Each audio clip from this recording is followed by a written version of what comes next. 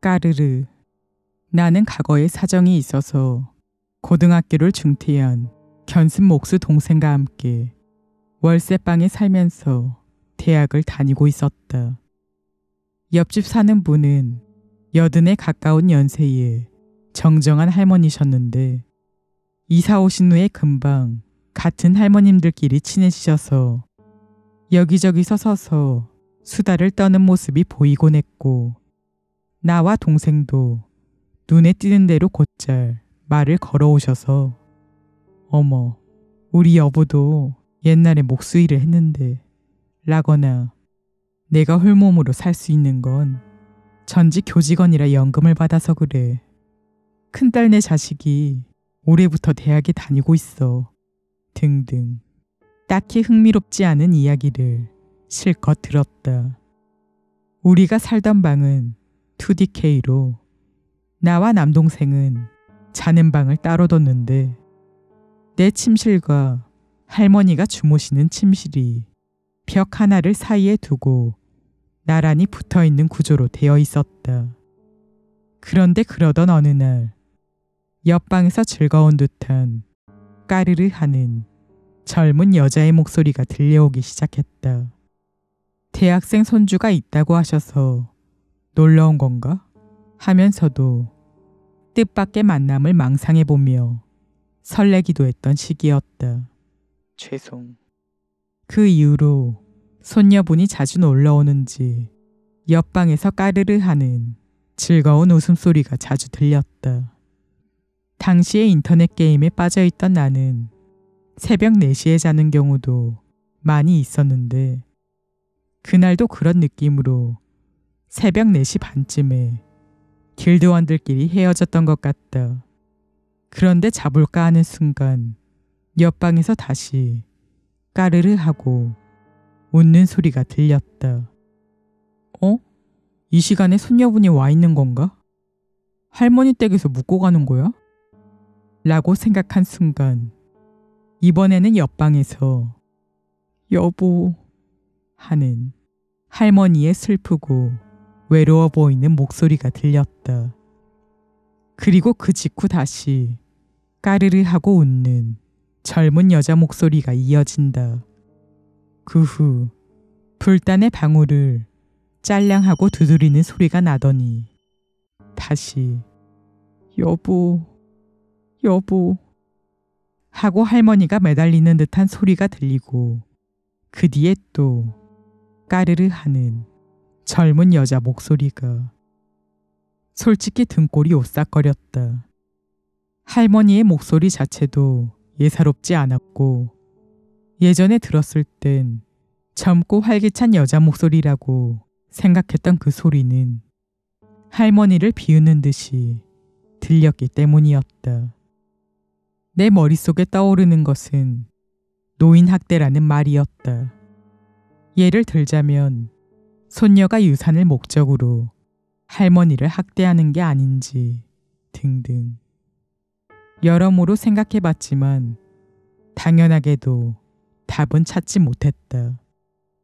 그러던 와중에 새벽 5시쯤 출근하는 동생이 일어난 것 같았기 때문에 나도 부엌으로 나가 방금 있었던 일을 동생에게 이야기했더니 그러고 보니 최근에 그 할머니 뵌 적이 없는데 하고 말했다.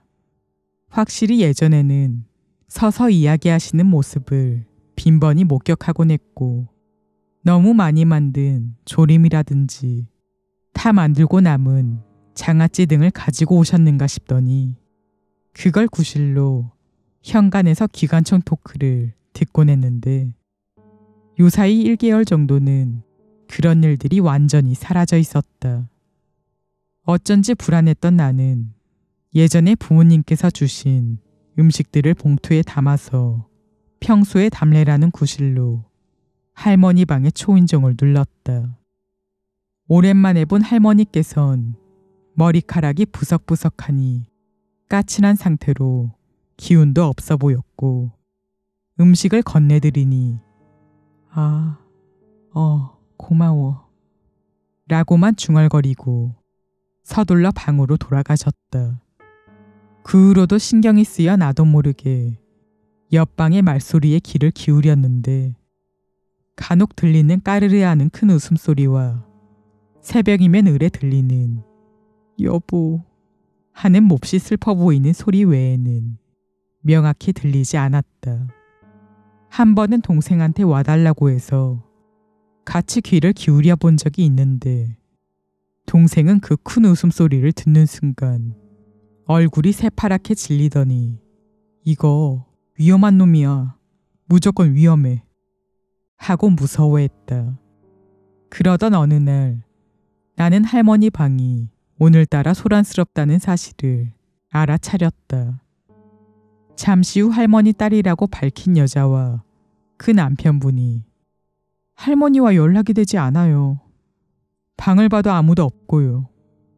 혹시 어디로 갔는지 모르시나요? 하고 나한테 물어보셨다. 당연히 나는 아무런 도움이 되지 않았지만 저도 지피는 데를 찾아볼게요. 하고 협력을 요청해 한바탕 수소문해봐도 찾을 수가 없었기 때문에 경찰에 연락을 하게 되었다. 그러는 동안에 할머니 딸 부부가 할머니 방을 보여주신 적도 있는데 전에 보았을 때와 달리 방 안은 완전 엉망진창이 되어 있었다.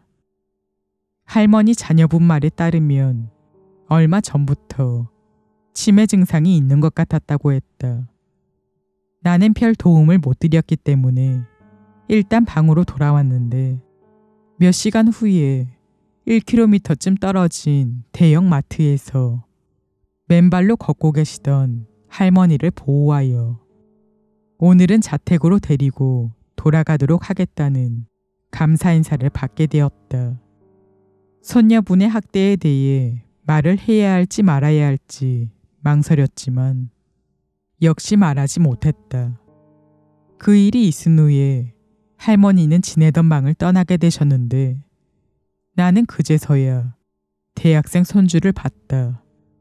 명백히 그때의 큰 웃음소리와는 다른 목소리였고 게다가 평상시에는 여기서 꽤 먼 대학교 근처에 살고 있다는 것이었다.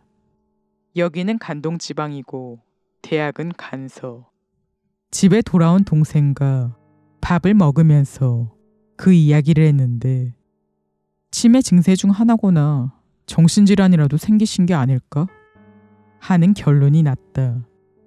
다만 그때 동생이 형은 진짜 큰 웃음소리밖에 안 들렸어? 하고 물어서 까르르하고 웃기만 했었잖아. 아니 그게 나한테는 까르르 웃은 다음에 같은 여자 목소리가 낮게 죽어 라고 하는 게 들렸거든. 하고 어두운 표정으로 그렇게 말한 적이 있었다.